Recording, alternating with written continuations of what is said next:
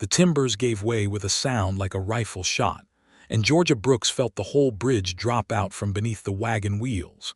She had a half-second to understand what was happening. The rope traces snapped taut as the horse screamed and lunged for the far bank. The wagon bed tilted hard to the left, and the gray water of the Rio Dulce, fat and brown with a month of mountain snowmelt, opened up beneath her like a mouth. Then a hand closed around her wrist, so hard it would leave a bruise she would trace with her fingers for a week afterward, and she was hauled sideways off the bench seat into empty air. For one terrible instant Georgia was certain she was falling into the river anyway, pulled loose from the wagon only to drown a few feet farther on.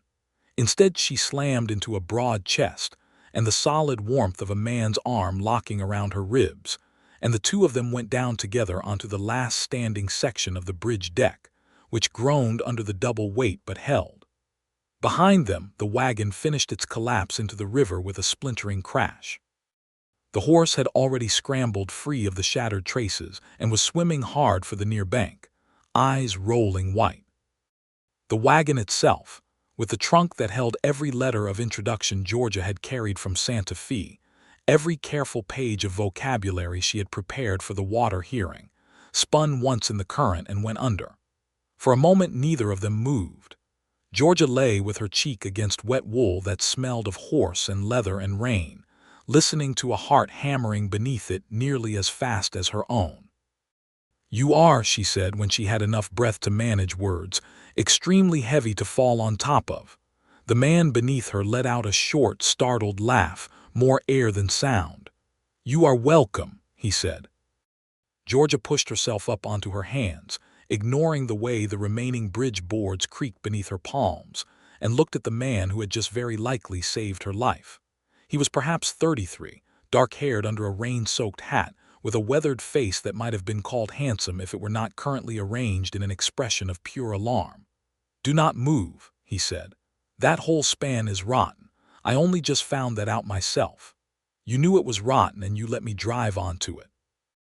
"I did not let you do anything, ma'am. I was riding out from Paloma Crossing to close it off before the morning stage came through.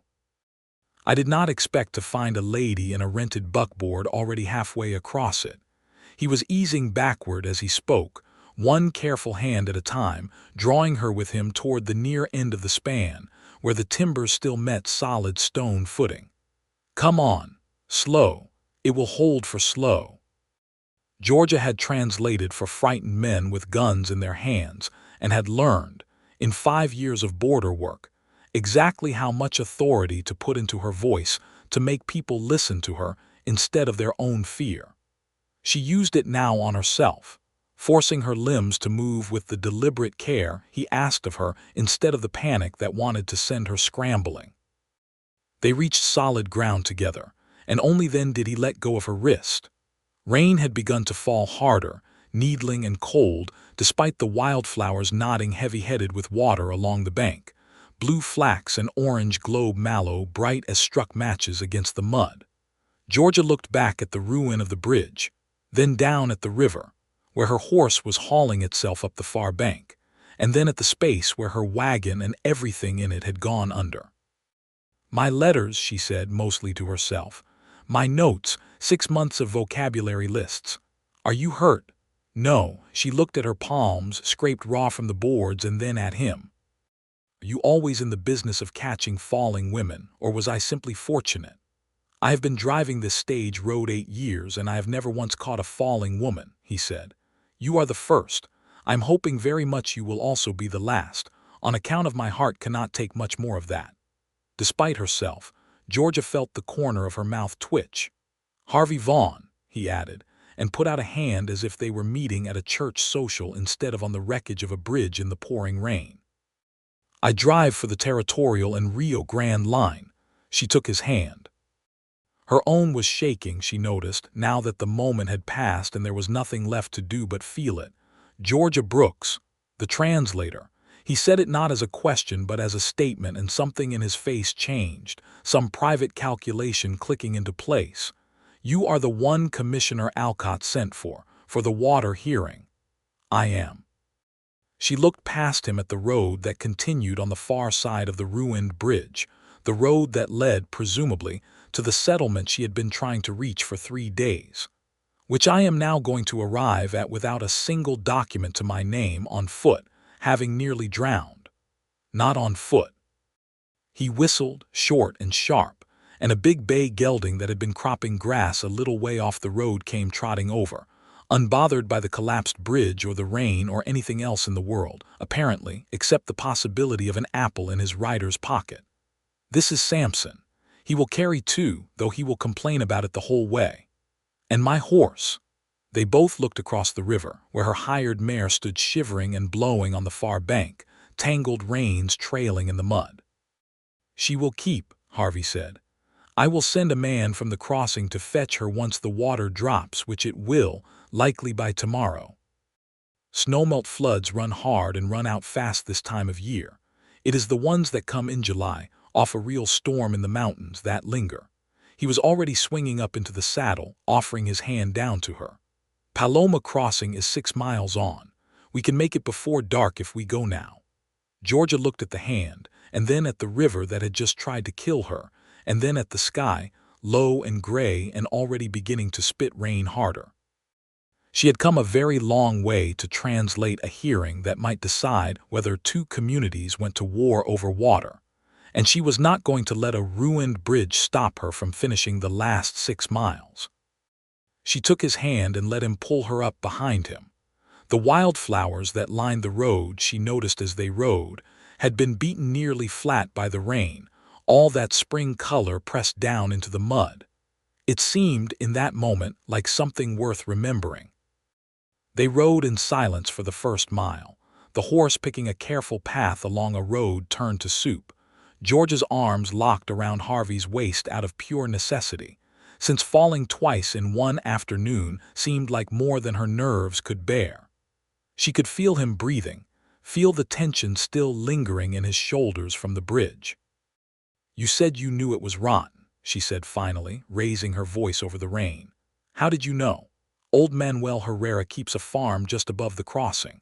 He came to me 2 days back and said the flood had eaten out the footing on the east side. I was riding to close the road before the morning coach tried it.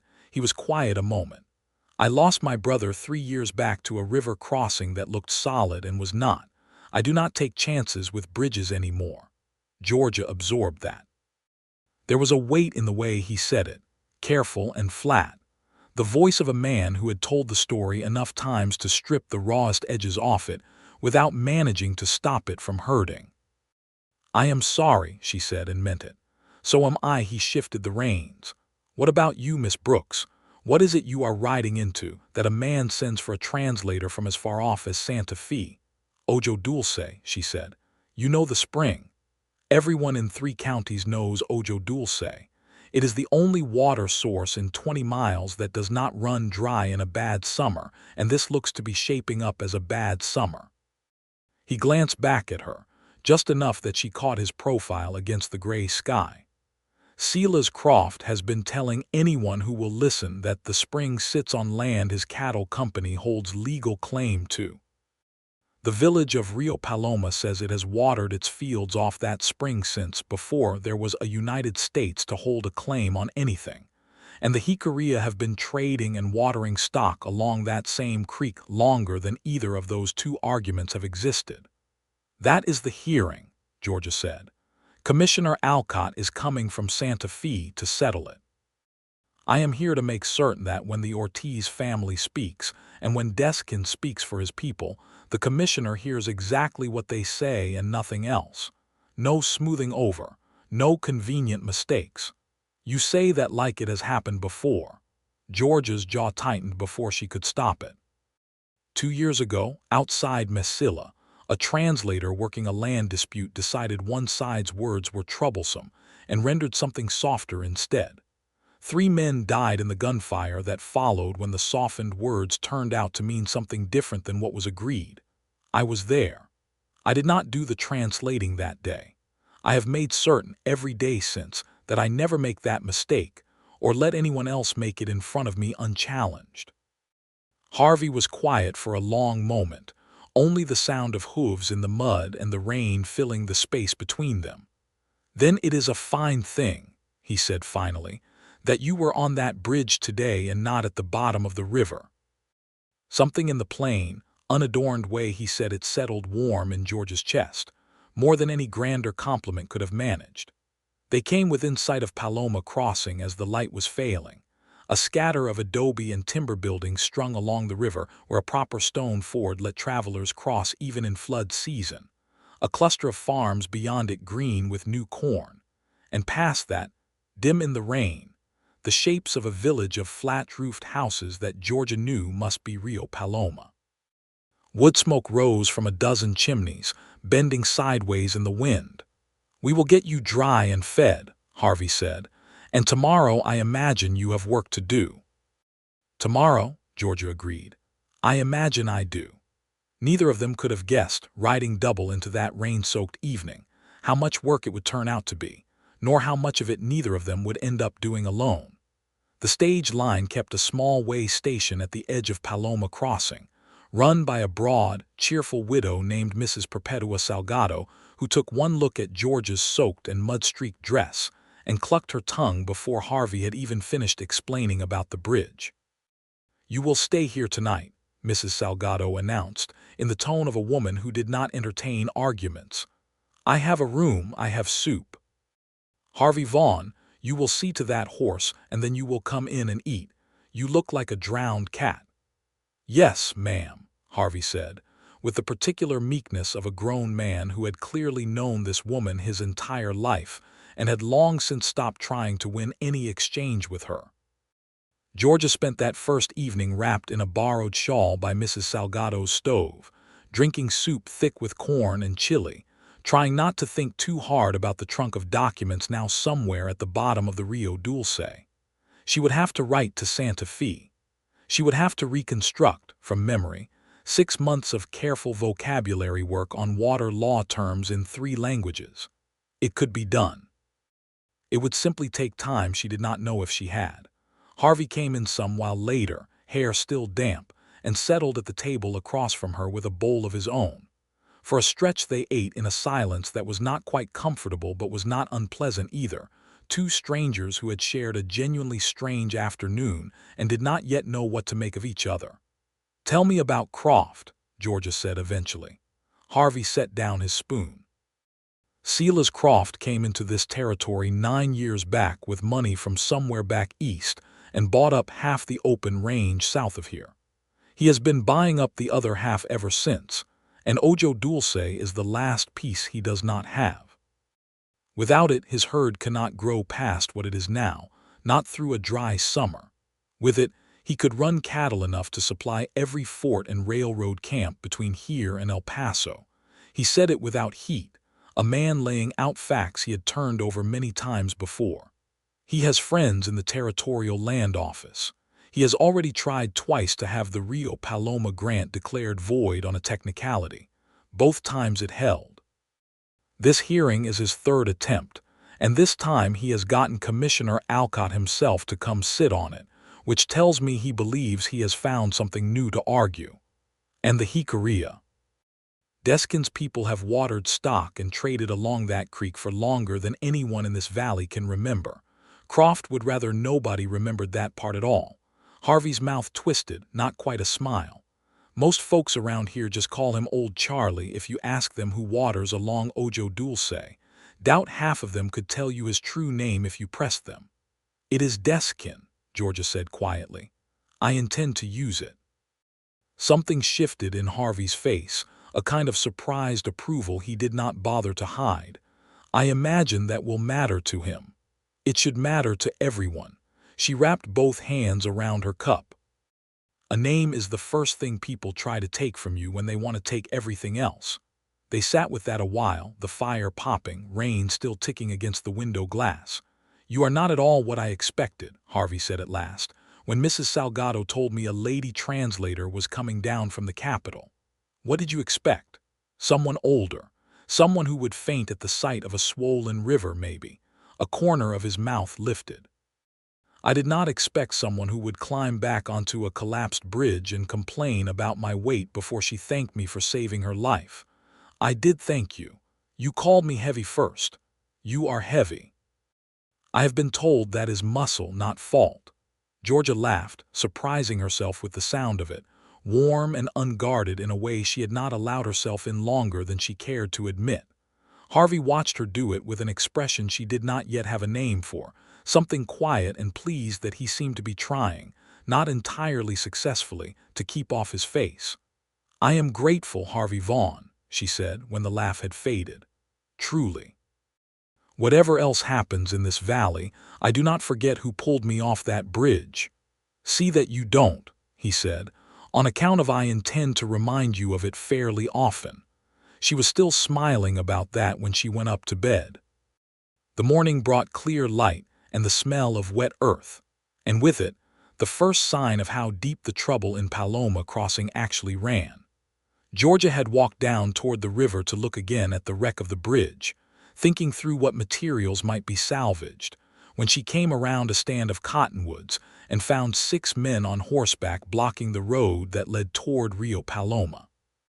She recognized the lead rider from Harvey's description before anyone said a word. A tall man in a good coat, silver at the temples, sitting his horse with the easy confidence of a man who had never once doubted his right to be exactly where he was standing. Facing them on foot stood 4 men from the village, farm tools in their hands instead of weapons, but held the way men hold something they might use as one if it came to that. At their front was an older man with a proud, weathered face that Georgia would later know as Don Rafael Ortiz, and beside him, silent and watchful, a Jicarilla man in his middle years, whose bearing told her immediately that this must be Deskin. Told you already, Ortiz, that fence line does not respect your grant boundary, and it never has, Croft was saying, his voice carrying easily across the wet morning air. You have got cattle of mine drinking water I have paid for, on land that belongs to my company, and I am done being patient about it. The water belongs to no company, Don Rafael answered, in accented but clear English. It belongs to whoever has watered from it since before this territory had a name in your language. That argument is for the hearing, not for a fence line at 6 in the morning. Croft's horse sidestepped, and one of the men behind him shifted his hand toward his rifle in a way that made Georgia's stomach drop. She did not think. She simply walked forward, out from the cottonwoods, straight into the space between the two groups, and began speaking in clear, carrying Spanish to Don Rafael and clear, carrying English to Croft, translating each man's words back and forth even though both of them plainly understood the other language perfectly well. It was a trick she had learned long ago. Nothing slowed a fight down faster than the presence of an outside witness repeating everything said, word for careful word, in a voice that made clear it was being recorded by memory for later use. Mr. Croft says the fence line does not follow the boundary of your grant and that his cattle are drinking water he considers his, she said to Don Rafael, first in Spanish. Then, turning in English, Don Rafael says the water belongs to whoever has watered from it longest, which by his account is his village, and that the matter of boundaries is for the hearing Commissioner Alcott is coming to hold. Who in the hell are you? Croft demanded. Georgia Brooks. I am the translator Commissioner Alcott has retained for the hearing on this exact dispute, which I understand is 3 days from now. She let that sit a moment, watching him do the arithmetic of how it would look later, if word got around that Silas Croft had brought armed men to threaten a village 3 days before a legal hearing meant to settle the very argument he was trying to force at gunpoint. I would very much rather begin my work by translating a fair hearing than by translating testimony about what happened here this morning. For a long moment nobody moved. Then Croft laughed, short and without much humor, and turned his horse. 3 days, he said. Alcott will hear reason. Water follows money in this territory, same as everywhere else. He looked past Georgia to Deskin, standing quiet and unmoved at the edge of the group. That includes you too, Charlie. His name, Georgia said before she could stop herself, is Deskin. Croft's eyes flicked to her, cold and assessing, filing her away as an obstacle rather than a person. Then he rode off with his men, and the tension that had held the morning air taut for the last several minutes broke slowly, like ice going out on a river. Don Raphael turned to her, and something like relief moved through his weathered features. "You are the one Alcott sent for." "I am, Georgia Brooks." She offered her hand, and after a heartbeat's surprise, he took it. Deskin studied her with dark, careful eyes. "You said my name," he said in Spanish, when the rancher would not. "It is your name. Most do not think that matters. I do." He inclined his head, a small, formal acknowledgement that Georgia understood to be worth a great deal more than it appeared. "Then perhaps this hearing will go better than the last two." Georgia looked down the empty road where Croft and his men had gone, and thought about the fact that her documents were at the bottom of the river, that her hearing was 3 days away, and that she had just publicly humiliated the wealthiest man in the valley on her second morning in Paloma Crossing. It was, she reflected, an excellent start to a very complicated week. Harvey found her an hour later, sitting on a felled log by the ruined bridge with a borrowed pencil and a borrowed ledger book, trying to rebuild from memory the vocabulary lists that had gone into the river. He listened, arms crossed, jaw tight, as she told him what had happened on the road. "You walked in between 6 armed men and a village with pitchforks," he said when she had finished, "on your second day in this valley, with no papers to your name and nothing behind you but your own 2 hands. "I had my voice," Georgia said. "It is generally the only tool I need. It is a fine tool. It will not stop a bullet." "No," she agreed, "but it stopped 6 men from firing one this morning, which I consider a fair trade for the risk."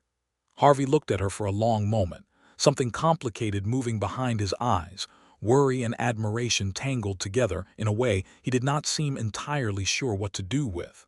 "I am going to help you rebuild that bridge," he said finally, apparently deciding the safest place to put all that feeling was into a plan. Not just for the stage line.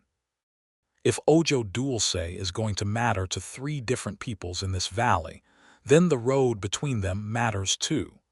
A bridge that stands will do more good than any argument I could make at your hearing. "That is not your responsibility." "No," Harvey said, "but I have got 8 days before I am due to run the stage south again. A stack of timber sitting at the way station that Mrs. Salgado has been after me to use for a proper corral fence, and I find I would rather spend them building something than sitting around wondering whether Silas Croft is going to try something worse before your hearing comes around." He held out a hand to help her up off the log. "Besides, it would save you walking 6 miles every time you want to talk to Ortiz or Deskin." Georgia looked at the offered hand, then at the ruined span of the bridge, then back at him. "All right, Harvey Vaughn," she said, taking it. "Let us build a bridge." The 8 days that followed did more to shape what came after than either of them expected going in. They worked from dawn most mornings, Harvey directing the placement of new footings while Georgia, who turned out to have a farmer's practical hands beneath her city manners, hauled and held and hammered alongside him, refusing every suggestion that she sit in the shade and let the men manage it. Men from Rio Paloma came to help once word got around, Don Raphael's own sons among them, and even 2 of Deskin's people arrived on the 3rd day with rope and a willingness to work that spoke louder than any hearing testimony about who actually wanted peace in this valley. The work gave Georgia and Harvey hours together that had nothing to do with water rights or hearings, hours in which she learned that he whistled old trail songs under his breath when he was concentrating, that he had a scar above his left eyebrow from a stagecoach accident in his first year driving, that he had never married because, as he put it once, hauling a beam into place, the road does not leave much room for a wife. And I never met a woman willing to marry a man who is gone 2 weeks out of every 4. He said it lightly, but Georgia heard the old loneliness underneath it, and found herself thinking about it more than she probably should have. For her part, she told him about her mother, a trader's daughter from south of the river who had taught her Spanish before English, and her father, an Anglo surveyor who had taught her to read maps and trust her own judgment over other people's assumptions. She told him, one evening, sitting on the half-finished bridge deck watching the sun go down gold and pink behind the mountains, about the day in Mesilla she had not spoken of to anyone in over a year, the gunfire, the 3 men who died because someone had decided the truth was too inconvenient to say out loud. "I was standing 30 feet away," she said. "I heard the whole exchange. I knew the moment the other translator opened his mouth that he was changing the words. I told myself it was not my place to interrupt someone else's job." Her hands, resting in her lap, curled into fists. "I have never made that mistake again. I never will." Harvey did not offer easy comfort, did not tell her it was not her fault, though she suspected he believed that. He simply sat with her in the fading light and let the silence hold what it needed to hold, and after a while said, "That is why you walked into the road between Croft and Ortiz without thinking twice, isn't it?" "Yes.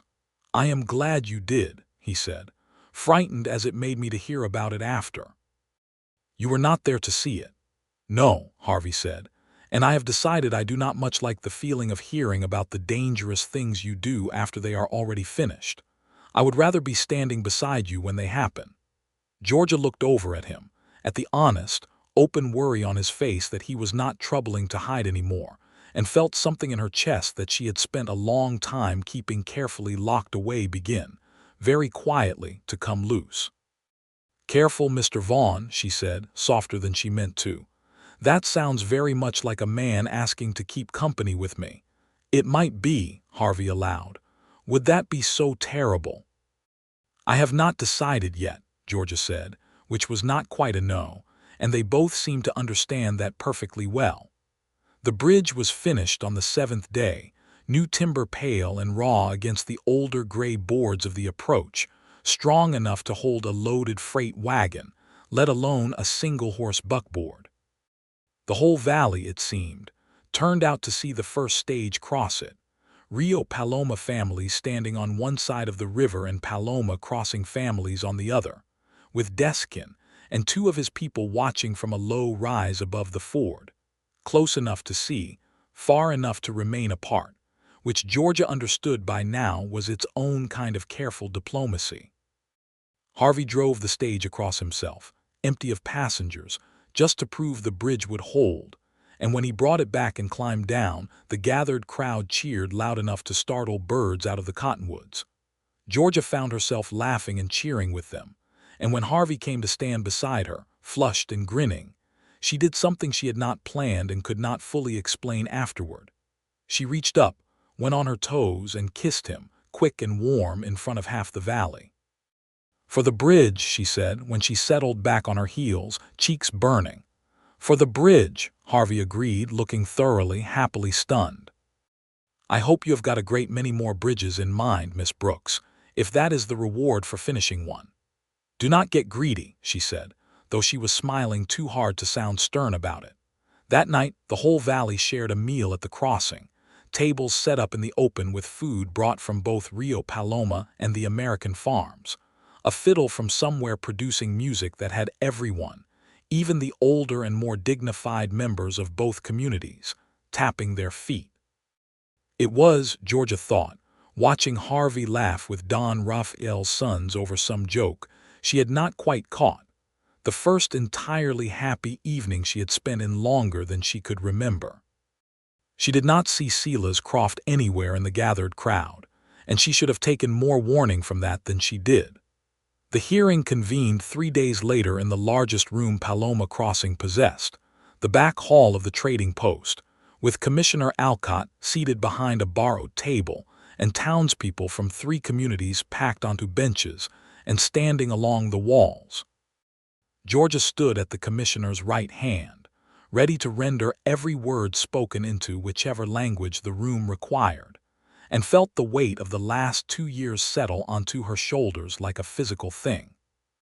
Don Raphael spoke first, laying out the history of the Rio Paloma Grant, the generations of families who had farmed the valley since before American surveyors had ever drawn a line across it.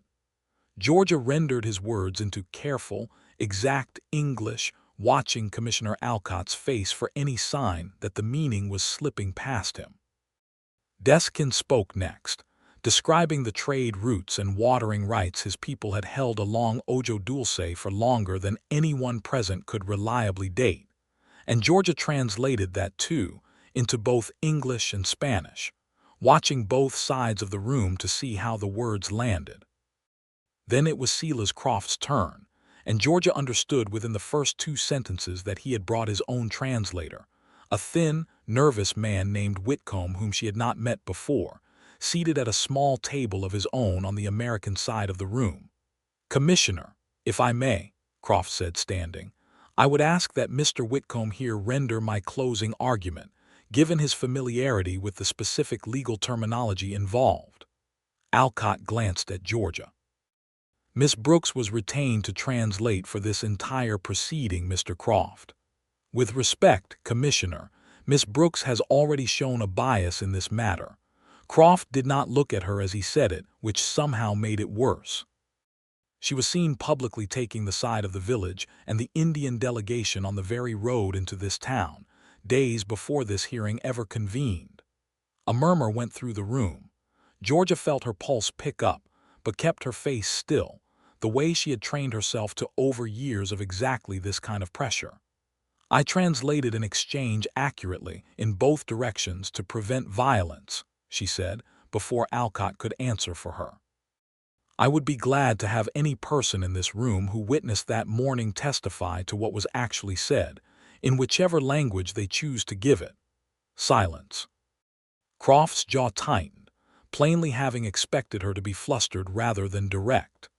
"Commissioner," Georgia continued, turning to Alcott, "I would ask that Mr. Croft's closing argument be given to me to translate, as agreed, and that any party in this room who believes I have rendered a single word incorrectly say so immediately in front of witnesses, so that the record may be corrected on the spot." Alcott, a heavy-set man with tired eyes who had clearly presided over more of these disputes than he cared to count, nodded slowly. "Miss Brooks continues as translator of record. Mr. Croft, proceed." Croft's argument, when Georgia rendered it, turned out to hinge on a survey filed 11 years earlier, one he claimed placed Ojo Dulce squarely within land his company had since purchased. It was, Georgia thought as she translated it word for careful word, the same argument Harvey had told her Croft had tried twice before, dressed in slightly newer language. Don Raphael's response was immediate.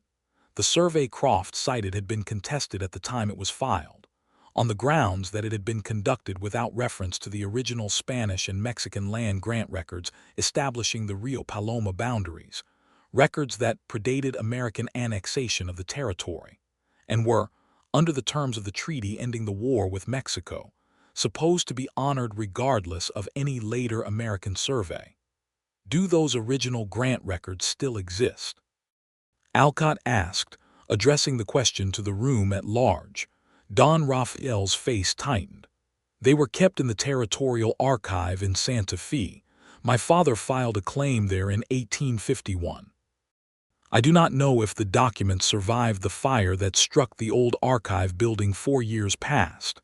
"Then we have no proof," Croft said, satisfaction plain in his voice, "beyond the recollection of an old man, that this grant ever specified water rights at all." The room erupted into overlapping voices, Spanish and English tangled together, and Georgia found herself translating fragments of 3 separate arguments at once, her voice rising to be heard over the noise, until Alcott finally slammed his hand flat on the table hard enough to silence everyone. "Enough," he said. "This hearing will reconvene in 6 days' time, at which point I expect to render a final decision. If documentary evidence of the original grant boundaries can be produced before then, I will consider it. If not, I will rule based on the evidence presently before me." His eyes moved deliberately to Croft. which at present favors the more recent survey. Georgia felt the floor drop out from under her almost as sharply as it had on the bridge 6 days ago. 6 days to prove something that might not even still exist. She caught Harvey's eye across the crowded room and saw her own alarm reflected back at her. That evening in the back room of Mrs. Salgado's way station, Georgia sat with a letter half written to a name she had not thought of in over a year. Elias Sandoval, records clerk at the Territorial Archive in Santa Fe, an old friend of her father's who had helped her track down grant documents twice before in her career. If the original Rio Paloma grant survived the fire, she said, mostly thinking aloud, Elias would know. He cataloged everything that came through that building for 15 years. Santa Fe is 4 days' hard ride from here, Harvey said, from where he stood by the window, arms crossed. Longer if the weather turns. I know, Georgia looked up at him. I have to send this letter regardless. Even if I cannot go myself, if Elias can locate the document and get word back to me before the hearing. The regular mail rider will not make it there and back inside 6 days, not with the passes still holding late snow up in the Sangre de Cristos this time of year. Harvey came to sit across from her, his expression turning grim in a way she had not seen on him before. It has been a strange spring. Cold rain down here, but I heard from a freighter 3 days back that a storm dumped 2 feet of snow above 8,000 feet, up near Cimarron Way. Late season blow like that happens maybe once in 10 years, but it happens. Then, what do we do? Harvey was quiet a long moment, and Georgia watched something settle into his face, some decision arriving and taking root. I will go, he said. I know that road better than any mail rider the territory employs. I have driven it in worse than this. Harvey, 6 days there and back if the weather holds fair enough to move fast. I can make it. He said it simply, without bravado, a man stating a fact rather than making a boast. You are needed here. Alcott trusts you now after today. If I am not back in time, someone has got to keep this hearing from turning into exactly what Croft wants it to turn into, and that is you, not me. And if the weather does not hold fair, then I will be slower, Harvey said, and colder. But I will still come back with that letter, Georgia, if it exists to be found. I promise you that. She wanted badly to argue him out of it, to point out every danger in a 6-day winter ride through mountain passes that could close without warning even in late spring, a season that down here in the valley smelled of wildflowers and cold rain, but that up in the high country could still kill an unwary traveler in an afternoon. She had seen enough of this territory's cruelty, already to know exactly what she was asking him to risk. But she had also spent 8 days building a bridge with this man, had heard him talk about his brother's death with the careful, controlled grief of someone who had learned to carry it rather than be crushed by it, had come to understand, in the short time she had known him, that Harvey Vaughn was not a man who offered things he did not intend to deliver. You will be careful, she said instead, which was not permission so much as a demand. I am always careful. You caught me off a collapsing bridge, Harvey.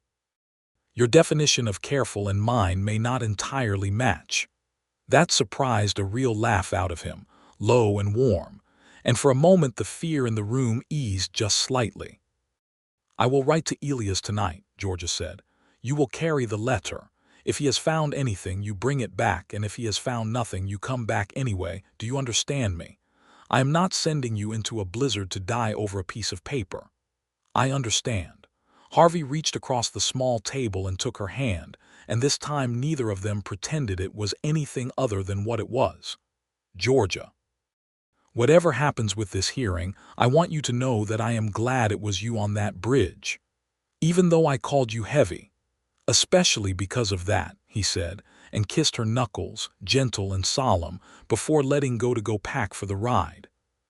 He left before first light the next morning, wrapped in a heavy coat, a bedroll and provisions lashed behind the saddle, George's letter sealed in oilskin inside his shirt where the cold and wet could not reach it.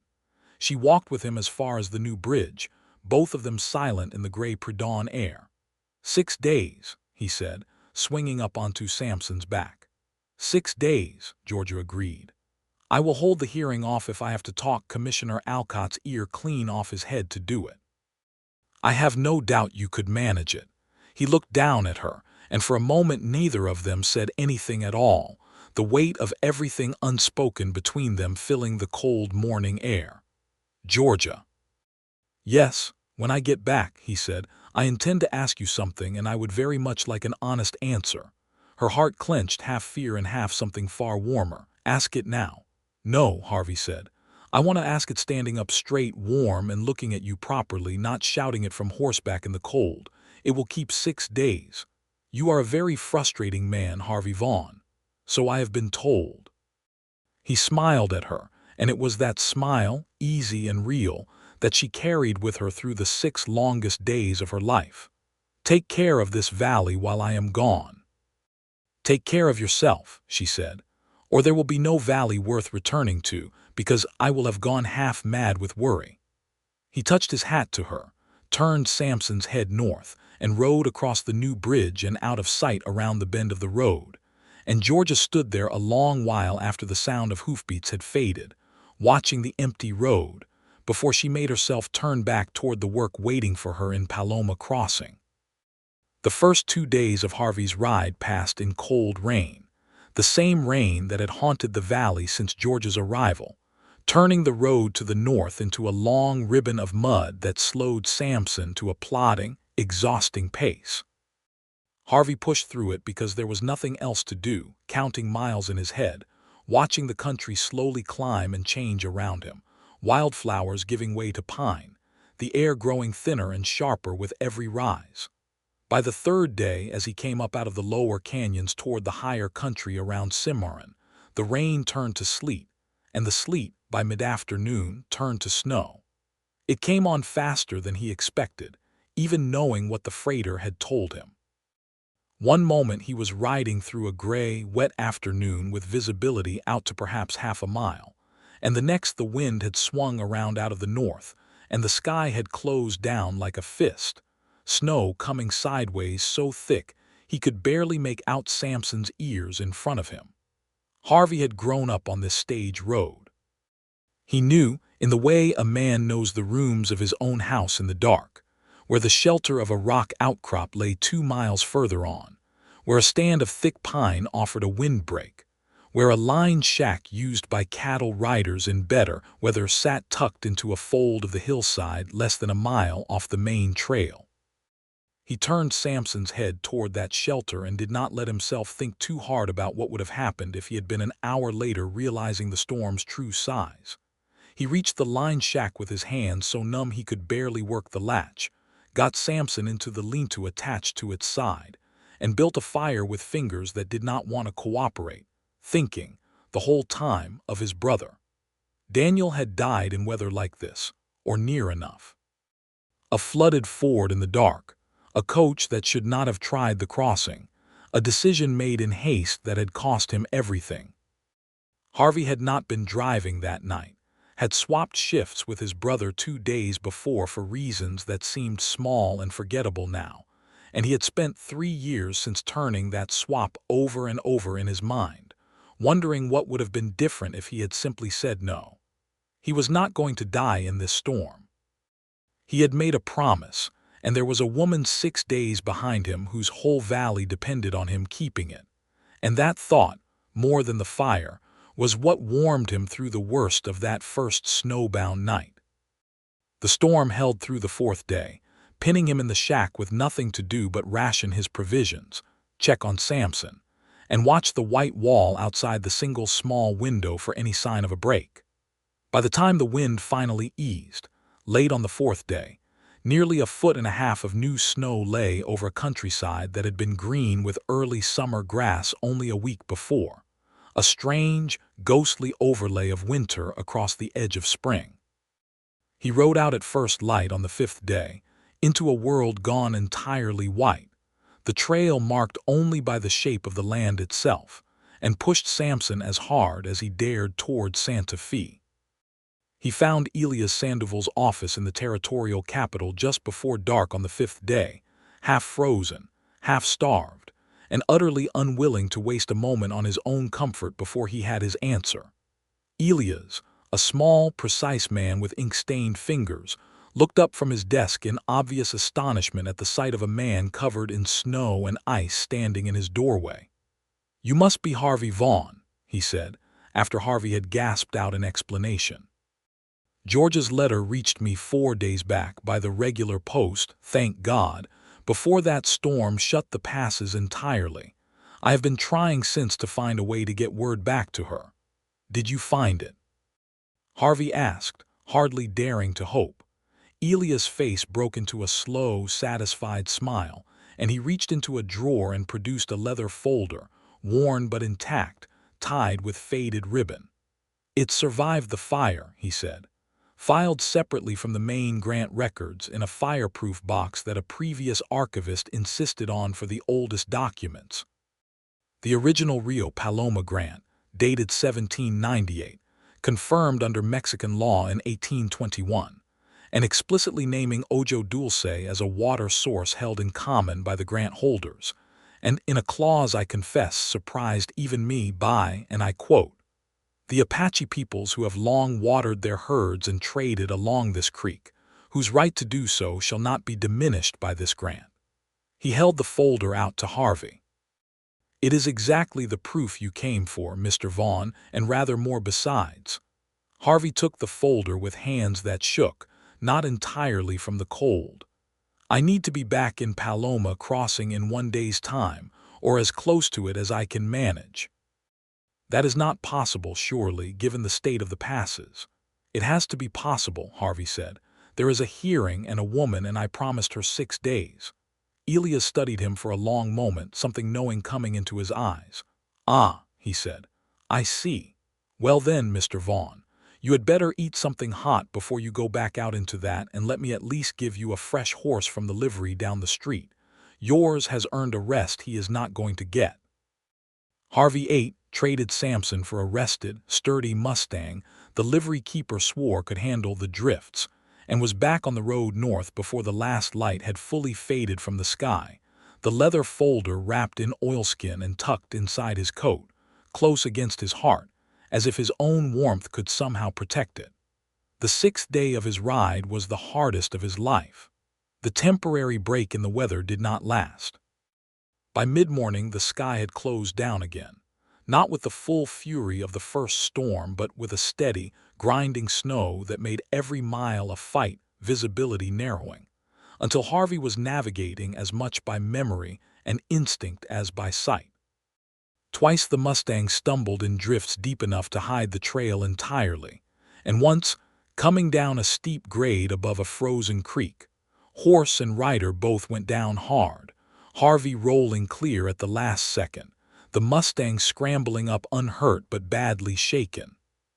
He walked after that for the better part of 2 miles, leading the horse by the bridle through snow that came up past his knees, the folder still safe against his chest, his hands and feet gone past cold into a dangerous kind of numbness he recognized, distantly, as the beginning of frostbite. He thought of Georgia standing on the road between Croft's men and Ortiz's people, of her steady voice cutting through the tension, and made himself keep walking. By late afternoon, with perhaps 2 hours of daylight left and the storm showing no sign of breaking, Harvey came down out of the high country into the lower canyons, and the snow, mercifully, began to thin, giving way at last to the cold rain that had haunted the valley all spring. He mounted up again, every muscle screaming, and pushed the exhausted Mustang into a last, ragged canter down the final miles toward Paloma Crossing. He crossed the new bridge, the one he had built with his own hands 12 days before, just as the light was failing on the 6th day, and rode straight through the middle of the settlement toward the trading post, where lamplight showed through the windows and the sound of raised voices carried out into the wet evening air. He was in time. He did not yet know how close a thing it had been. Georgia had spent the 6 days of Harvey's absence doing everything in her power to hold the valley together. Commissioner Alcott, true to his word, had insisted the hearing would reconvene precisely 6 days after it adjourned, storm or no storm, and had grown increasingly impatient with George's careful efforts to remind him, at every opportunity. That documentary evidence might yet arrive if given the smallest additional grace. Silas Croft, for his part, had grown bolder with every day that passed without word from Santa Fe, certain that the delay only strengthened his position. On the fifth day, that boldness turned dangerous. Georgia was walking the road between Paloma Crossing and Rio Paloma, carrying a message from Alcott to Don Raphael confirming the hearing would resume the following evening, when she came upon a scene that stopped her blood cold. 3 of Croft's hired men had ridden into the edge of the village itself, past the boundary that had always been respected, and were driving a small herd of cattle directly through a planted field belonging to one of Don Raphael's neighbors, trampling young corn under their hooves while the farmer and 2 of his sons stood by, white-faced with fury, one of them gripping an old shotgun with white knuckles. "Get off this land," the farmer, a man named Tomás Vigil, was shouting in Spanish, "before I put a hole in something you will miss." The lead rider, a broad-shouldered man named Purdy, whom Georgia recognized from the confrontation on the road nearly 2 weeks before, laughed and spat into the dirt. "This is Circle C range, old man, has been since before you knew your letters. Mr. Croft says water your corn somewhere else." Georgia did not remember consciously deciding to run, only found herself moving, skirts hiked in one hand, shouting in both languages at once to be heard over the confusion, placing herself again directly between the raised shotgun and the mounted men. "Put it down, Tomás," she called in Spanish, her voice pitched to carry and to command. "You will not win this with a shotgun, and Croft wants nothing more than an excuse to say the village fired first." Then, wheeling to face Purdy in English, "And you will turn those cattle around and ride them off this field immediately, or I will make certain Commissioner Alcott hears, in explicit detail, exactly how Mr. Croft's men chose to spend the days before this hearing, and I do not think that testimony will help his case in the slightest." Purdy's grin faltered. "This is not your business, lady. It is entirely my business. I am the officer of the court's translator for this exact dispute, and I am telling you that trespassing on contested land 3 days before a legal ruling on that very land is the single stupidest thing your employer could ask you to do, and I intend to tell him so myself." She held his gaze, refusing to let her voice shake even though her heart was hammering hard enough that she could feel it in her throat. "Turn the cattle, now." For a long, terrible moment, nothing happened. Georgia was aware of Tomás Vigil's shotgun still raised, of the trampled corn, of the very real possibility that this could end in gunfire regardless of anything she said. Then Purdy, weighing the risk against whatever Croft had actually promised him for this errand, spat again and wheeled his horse. "Not worth it," he muttered to his men. "Alcott's due to rule in 2 days anyway. Let the old fool have his corn." They drove the cattle off, cutting a fresh path of destruction through a second field on their way out that Georgia noted, grimly, she would make absolutely certain to mention at the hearing. When they had gone, she turned to find Tomás Vigil lowering his shotgun with shaking hands, his sons staring at her with a mixture of gratitude and disbelief. "You could have been shot," Don Raphael said, arriving at a run with several other villagers behind him, his face gray with fear. He had clearly run the whole distance carrying. "So could Tomás," Georgia said, more steadily than she felt. "I would rather it be words that stopped this than a bullet." That night, alone in her small room at Mrs. Salgado's, Georgia allowed herself finally to shake. She thought of Harvey somewhere out in that vast, unknowable country of mountains and snow, and hoped, with a fierceness that surprised her, that wherever he was safe and warm and coming home. The hearing reconvened the following evening, the 6th day, with no word from Santa Fe and no sign of Harvey Vaughn, and Commissioner Alcott's patience finally, visibly, at its end. "I have given this matter every reasonable accommodation," he said, addressing the crowded room, his voice heavy with the particular weariness of a man who wanted very much to be done with an unpleasant task. "Absent documentary proof of the original grant's water provisions, I am prepared to rule based on the more recent survey presented by Mr. Croft's counsel." "Commissioner," Georgia said, stepping forward before she had fully decided to, "I would ask for 1 more hour." "Miss Brooks, I have given 6 days beyond what was originally 1 hour," Georgia repeated. "The sun has not yet fully set. If proof does not arrive within that hour, I will not ask for another moment's delay, and I will translate your ruling to this room exactly as you give it without comment. But I ask for this hour because I believe it may yet come." Croft, seated across the room with his arms crossed and a satisfied set to his shoulders, made a show of checking his pocket watch. "The commissioner has been more than fair, Miss Brooks. I understand your sympathies lie with the village, but sympathy is not evidence." "No," Georgia said, turning to look at him directly. "It is not. But neither is trampled corn and threatened farmers 3 days before a hearing, Mr. Croft, and I intend to see that testified to in full detail regardless of how this hour ends." A murmur ran through the room. Alcott looked between them, and something in his tired face shifted, some private reassessment of the man across the room from him. 1 hour, he said finally, not a moment more. The hour crawled by in an agony of waiting. Georgia stood near the window, watching the last light fade from a sky still heavy with the memory of 6 days of unpredictable weather, and tried not to let herself hope too hard, because hope, in her experience, was a dangerous thing to carry into a room where a decision was about to be made regardless of it. She heard the horse before she saw it, a ragged, exhausted gait pounding across the new bridge, and she was moving toward the door before her mind had fully caught up with what her heart already knew.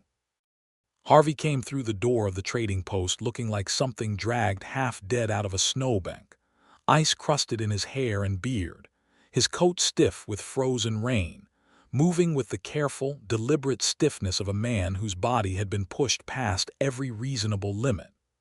But his eyes, when they found Georgia across the crowded room, were bright and fierce and entirely alive. "I have got it," he said, his voice rough and cracked from cold and exhaustion, reaching inside his coat with fingers that visibly did not want to obey him, and drawing out an oilskin packet that he pressed into Georgia's hands. "Elias Sandoval, the original grant. It survived the fire, Georgia. It names the spring outright." The room had gone utterly silent, every eye fixed on the frozen, half-collapsing man who had just ridden through the door at the very last possible moment. Georgia's hand shook as she unwrapped the oilskin and drew out the leather folder inside, worn but intact, its faded ribbon still tied exactly as Elias Sandoval had left it. "Commissioner," she said, and had to stop and steady her own voice before she could continue. "I have here what appears to be the original 1798 grant document establishing the boundaries of the Rio Paloma settlement, confirmed under Mexican law in 1821. I would ask that this be entered as evidence and reviewed before any ruling is rendered."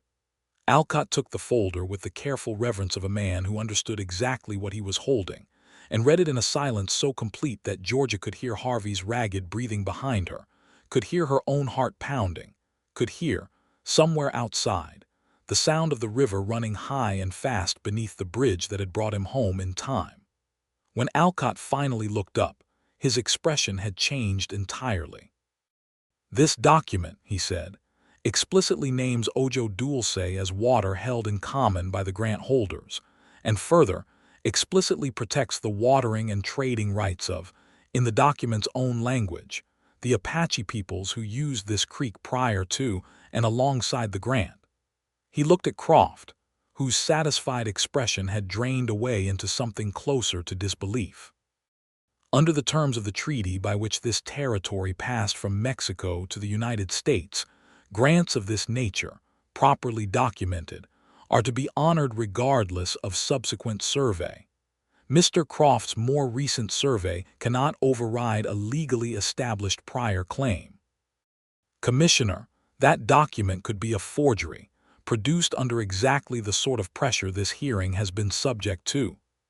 It bears the seal of the Territorial Archive and the signature of the recording clerk, Mr. Croft, A man I have known personally for 11 years, and whose integrity I would stake my own reputation on.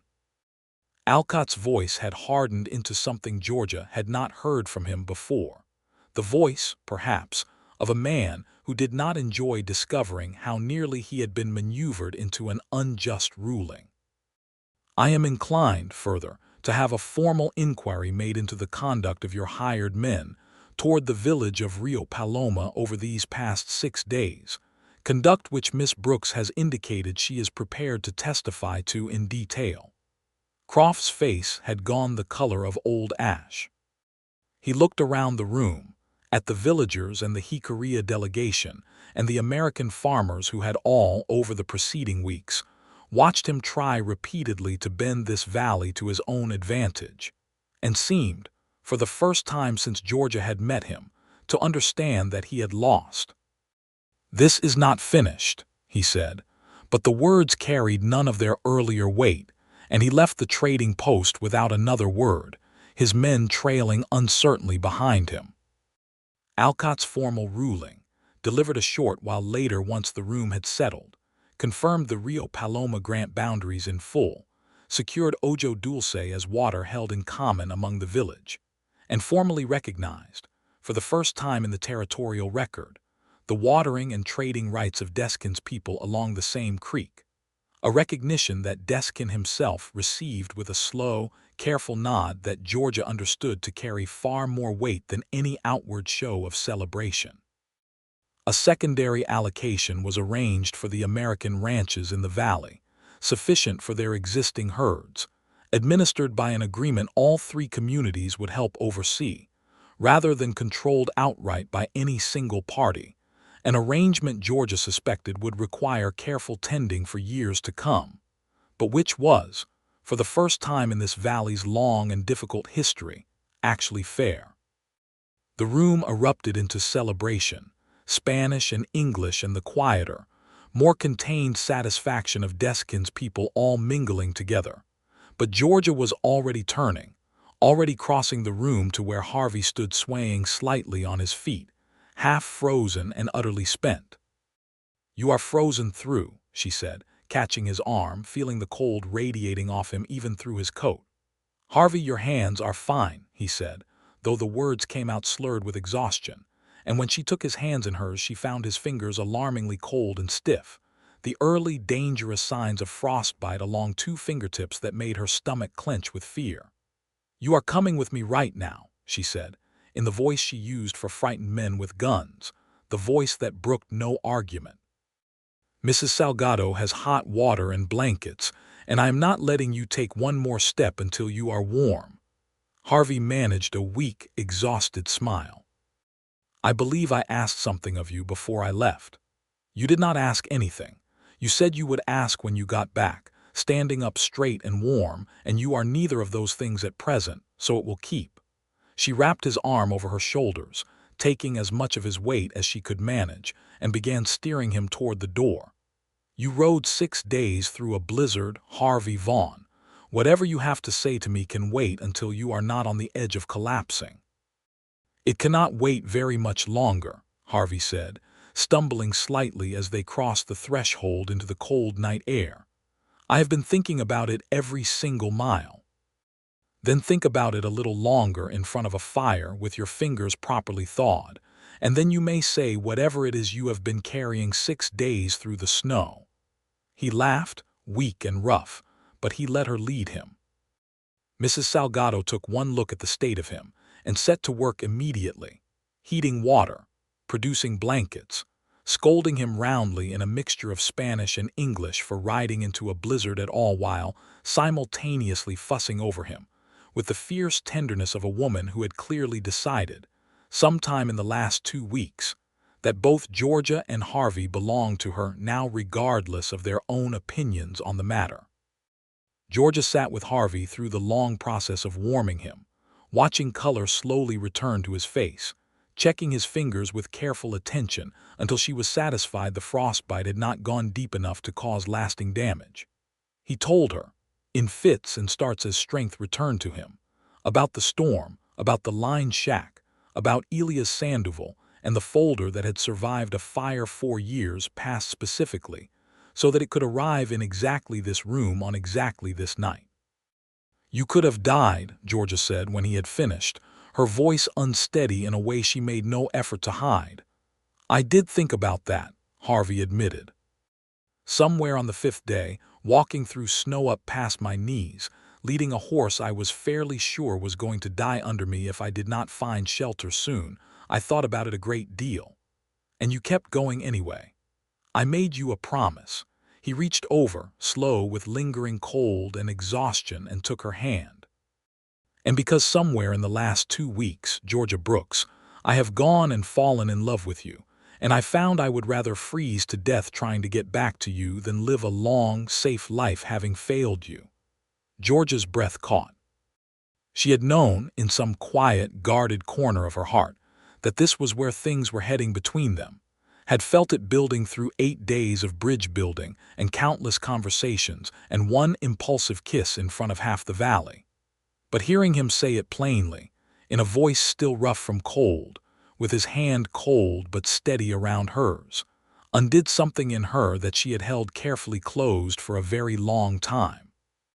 "I love you too," she said, and found the words came easier than she had ever expected them to. "I have, I think, since you pulled me off that bridge and immediately complained about how heavy I was."